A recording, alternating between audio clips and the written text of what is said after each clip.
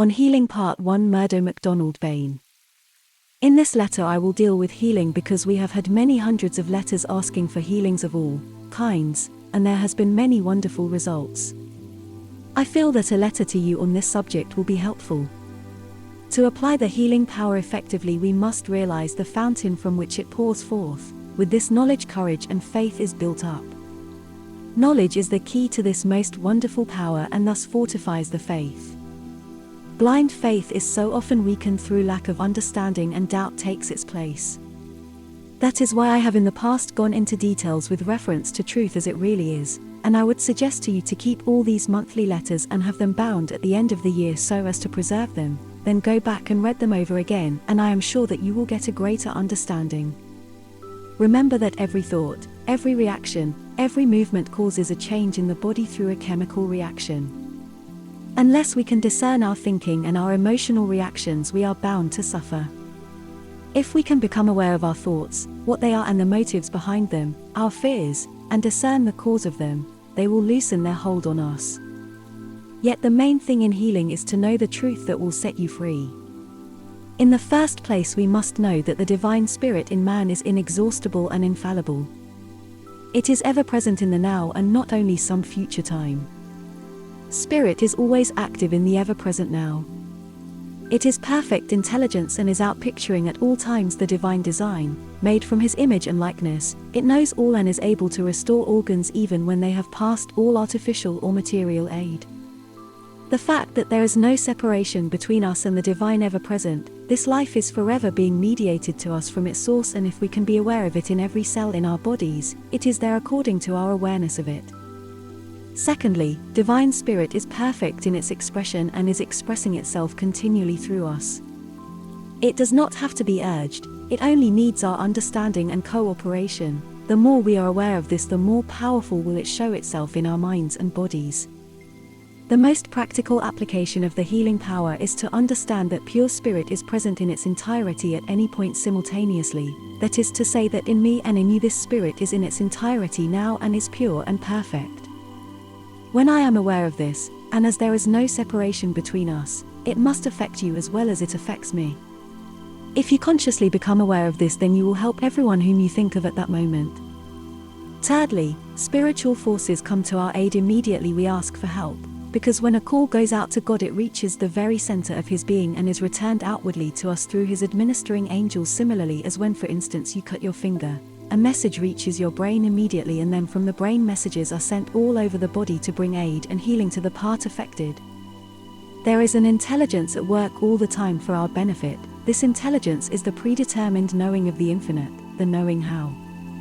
The fourth part I wish to point out to you is that suggestion has a tremendous effect upon our minds and bodies.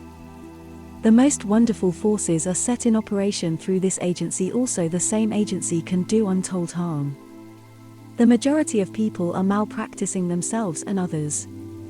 What I mean by malpracticing is if you see someone suffering from a disease that is considered incurable, you think of the disease and forget that pure spirit is present in its entirety at every point simultaneously. Thus you are malpracticing.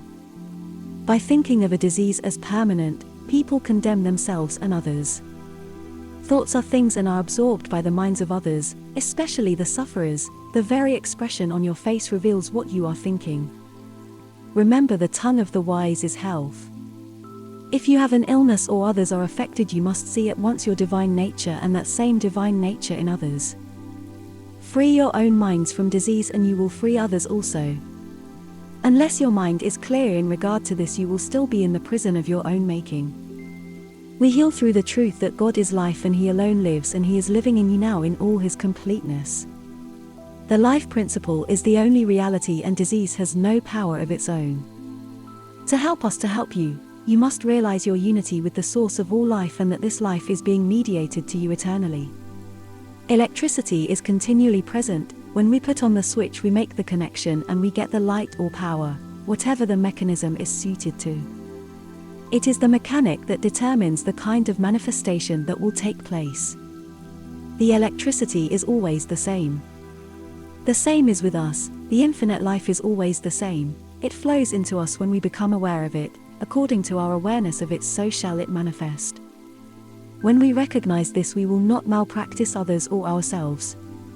It has been proved thousands, yes millions of times that conditions that have resisted all other means have responded to the life forces directed by a faithful consciousness, aware of the truth of being. We must realize that the life is the builder of the body. There is but one mind in which we move and have our being. We think in this mind, our bodies and minds are made up of this mind. We cannot get out of this mind, therefore you see that this mind responds to your thought if you are aware of the truth of your being.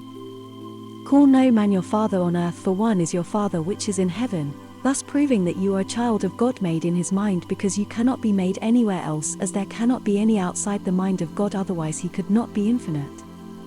Each one of us is a cell as it were in the mind of God, imbued with his divine consciousness, which is the source of our thinking.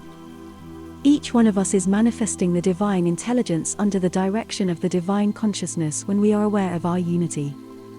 Every cell in our body is linked up with that divine cell within us and through the nervous and circulatory system. That is why every thought or action affects the body through chemicalization. Conditions dissolve away when harmony in the consciousness is established by the recognition of the fact that pure spirit exists as the only reality. This body is the temple of the living God. It was this mighty truth of the eternal, ever-present living God that the Master knew and understood. Stretch forth thine hand. Take up your bed and walk. Your faith hath made thee whole. Now let us contrast this with the way we mostly think and act in our daily life. Can you discern your daily reactions, your emotions, and know them for what they are? Remember that our various mental states and emotions produce in time their effects in time on mind and body. I have seen people faint when adverse news reaches them. I have seen people unable to eat their food when some remark was made at the table. I know that many illnesses are caused in this way. I meet it every day in my work of healing. For most cases the doctor prescribes medicines, which have little or no effect, yet how easy these people are healed by relieving their minds through the truth of their divine nature. Our Father who art in heaven. This is the common ground upon which we all stand. The Master said this when he prayed.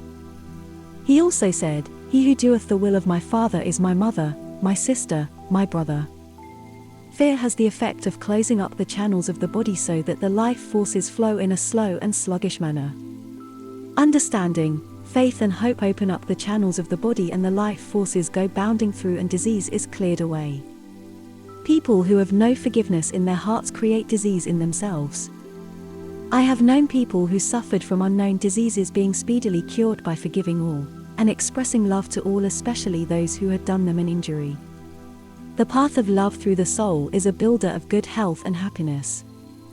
Kindness, love, goodwill, faith, hope, cheerfulness, etc., create a harmonious chemicalization of the mind and body, excites the healthy flow of all the secretions and opens up the nervous system so that the life forces reach throughout the whole organism.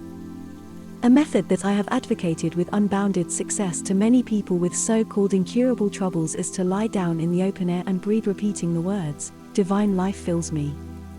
Say it so often that it becomes an actual fact. What we say with conviction is outpictured in action. The reason is that the physical body is a mechanism specially adapted for the transmission of the inner or mental action into modes of external actively. The whole body is traversed by a network of nerves which serve as channels of communication between the indwelling spiritual life consciousness and the function of the external organism. In my next letter I will continue further explanation of the healing power. Remember that at all times the sanctuary of the silent healing power is at your service.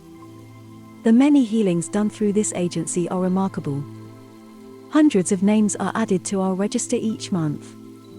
God has blessed our work, and to Him alone we dedicate ourselves so that the almighty power will manifest through the sanctuary in all its power and glory. Benediction. Blessed are those who serve others knowing that they serve Thee. Thy presence is the balm of love that settles every heart in the quietude of Thy everlasting glory. To die without giving service is to die poor. To pass through the portals of death serving others with Thy whisper in my heart, "Well done, good and faithful servant," then I am truly rich. I know that health and sickness, Birth and death are but dreams, and when I finish my dreams of love and service and awaken behind the world-painted screen of illusion, I shall behold thee as the only reality, the presence that ever was since time began, and when I hear thy voice I say, sweetly in my heart, as much as ye have done unto one of these, my children, so have ye done unto me. My dream will become the vision of my oneness with thee in all. Peace be with you. Yours sincerely, 𝗦 MacDonald-Bayne.